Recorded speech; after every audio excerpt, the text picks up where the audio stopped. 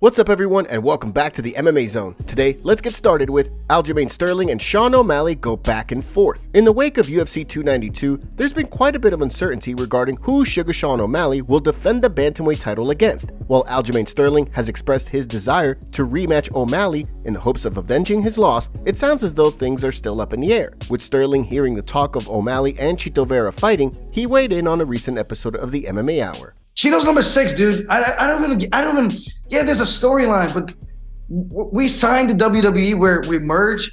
Why are we making this a WWE sport? It's not the WWE. But the fact that we're going to skip over everybody else and go to number 6 when there's a guy who literally, let's be honest here, he kicked Petr Yan's way worse than I did, way worse than Sean O'Malley did.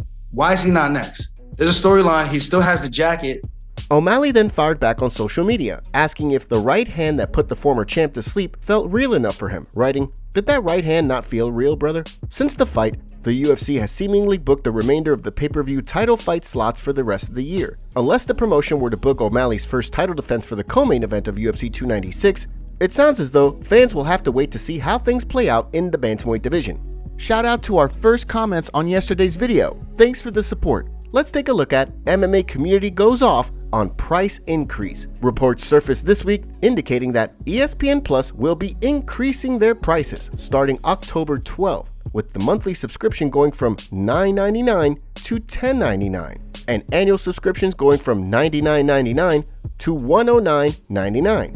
The situation sparked outrage among fans, who were quick to slam ESPN and the UFC for increasing the price when the ESPN Plus app often gives users problems during events. As one fan pointed out, greed used to be $5.99 a month, then $9.99, and now it's going up to $10.99. It'll be $20 a month within a couple of years. Another fan agreed, simply writing, "It's getting really expensive to be a fan." Some fans were so upset that they even went so far as to cancel their ESPN Plus subscriptions, with one fan writing, "Hey ESPN, doubling the price is stupid, and for that, I'm out," along with a screenshot of the email from ESPN notifying users of the price increase.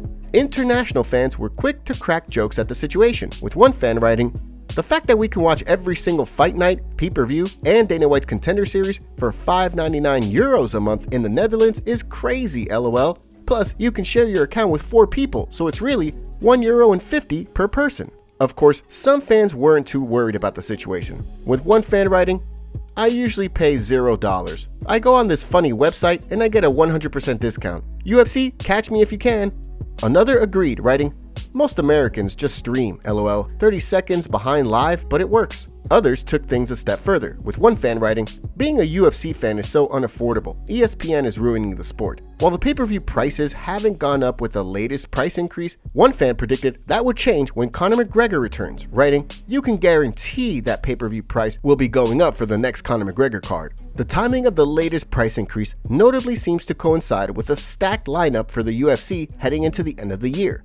Between the UFC 294 lightweight title fight, UFC 295's doubleheader, and a massive welterweight collision at UFC 296, the UFC is sure to have a ton of high-profile bouts in the months to come, meaning many fans may wind up subscribing despite the latest monthly increase. Now, let's shift gears and take a look at UFC Fight Updates. This week saw some exciting UFC updates, including a potential main event announcement for UFC China. Without further ado, let's jump right in.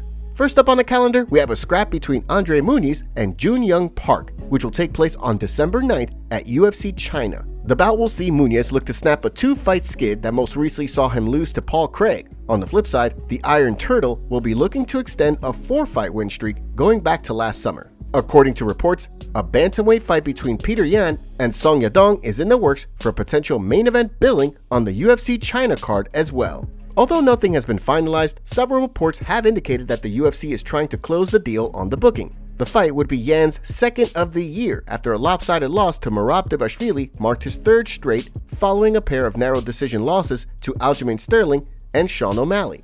On the flip side, Song Yadong will be looking to build momentum on an April win over Ricky Simone, which snapped a 2-fight skid. This week also saw Sumerdadji break his silence on the recently announced fight between he and Alan Nascimento, which is set for the previously mentioned UFC China card as well.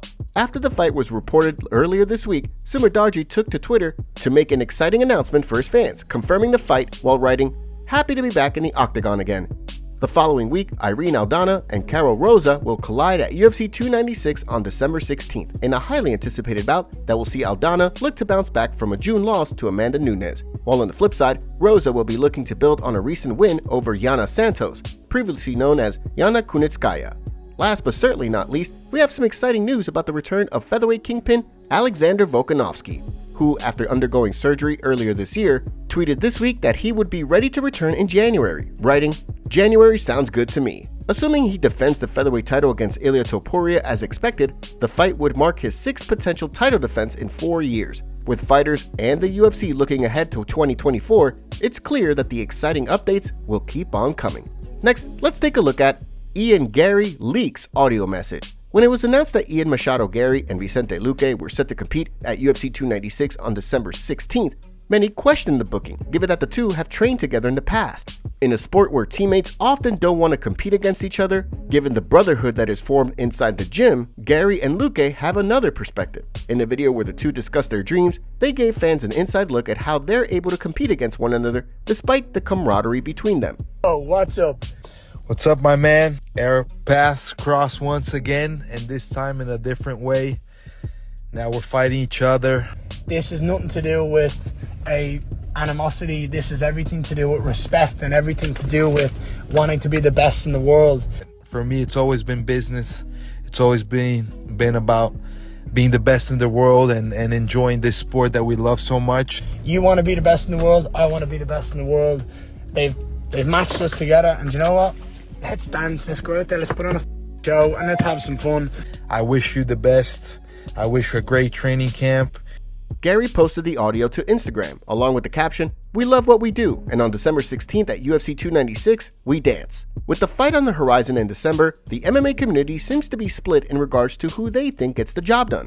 Whether Garry is able to continue his undefeated streak, or Luque is able to defend his place in the division's top 10, only time will tell. Next, let's take a look at reactions to Israel Adesanya news.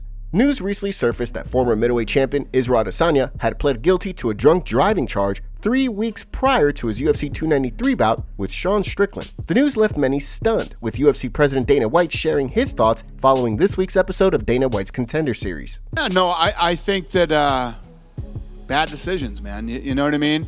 No matter how many drinks you've had, if you drink, don't drive, man. It's just, he made a bad decision. Thank God nobody was hurt, him or anybody else. And you know what I say about mistakes. How do you handle them after you make them? So hopefully that's a one and done for him and he never does it again. The news also drew the attention of Hall of Famer Michael Bisping, who spoke about the situation on his YouTube channel alongside light heavyweight contender Anthony Smith, where he tried to piece things together. But 50 milligrams, if that's the legal limit, if the government, the New Zealand government at that, mandate a lot of if they say you can drive a car at 50 milligrams, that means you're sober, you maybe had 1 beer. So he was a little bit over that. So he's had like 2 beers, right, 2 glasses of wine, maybe a cocktail at dinner. He's had a bad judgment call. Right. He thought, I've had a meal, it's been a couple of hours, I'll be good. I don't know, I wasn't there, but I'm just trying to piece it together. Right. And he made a mistake. Whether or not the situation winds up impacting Adesanya's return to the octagon next year is anyone's guess. Next up, let's take a look at Dana White reacts to the downfall of Showtime. Dana White and Showtime boxing exec Stephen Espinoza have had a rocky relationship over the years. While the two promoters put their heads together for the Mayweather vs. McGregor fight, it seems as though there's no love lost between White and Showtime Sports as a whole. Following this week's installment of Dana White's Contender Series, White gave his thoughts on the reports that Showtime may be done with boxing while speaking to media members. That's incredibly unfortunate. Production of that show is fantastic. The guy who runs Showtime Boxing is a great human being. It's unfortunate to hear this. Espinoza, and it's about time that product is off the air. White was then asked about the possibility of the long-teased Zuffa boxing project coming to reality, to which he said the idea of the promotion filling the gap left by Showtime sounds good to him. Dana White and Showtime president Stephen Espinoza are going back and forth on social media. During a recent pre-fight press conference, Espinoza sent some shots at Dana White and the UFC. Here's what he had to say. But this will be the 3rd time in the last 6 months that we've done a gate of $20 million. Again, our 3rd $20 million gate in the last 6 months. To put that in perspective, UFC has never done a gate of $20 million in its entire history. We've done it 3 times since April. Like I said, this is special.